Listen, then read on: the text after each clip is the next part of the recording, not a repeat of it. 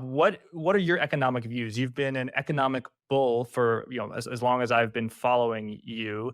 How do you think but recently I noticed that you have some hints of pessimism in your economic outlook.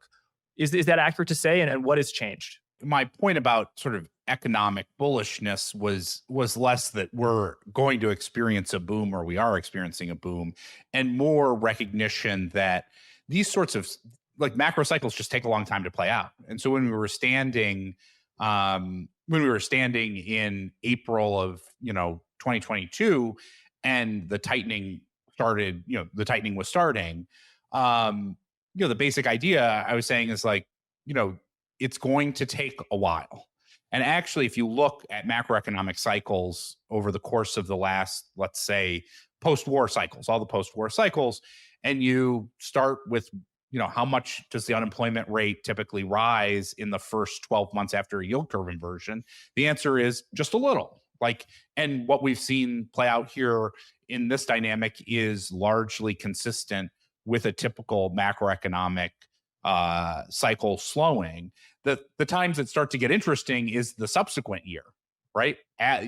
Months 12 through 24 are a lot more interesting when it comes to what goes on. And so the economy has also been less sensitive to the tightening Mhm. than even typical cycles as well.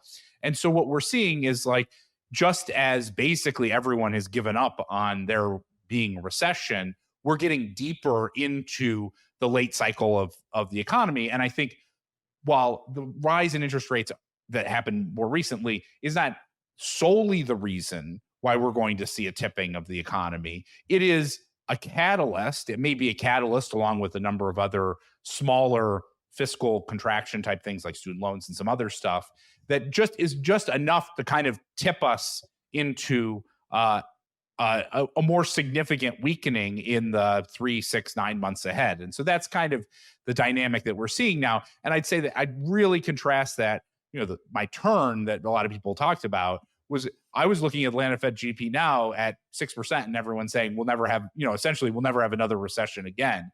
And that is just, that's just not the case. And so part of the story when you're looking at financial markets is you have to bet relative to what expectations are. And expectations still, even today, are extremely overweight, soft or no landing relative to the macroeconomic realities that are likely to play out.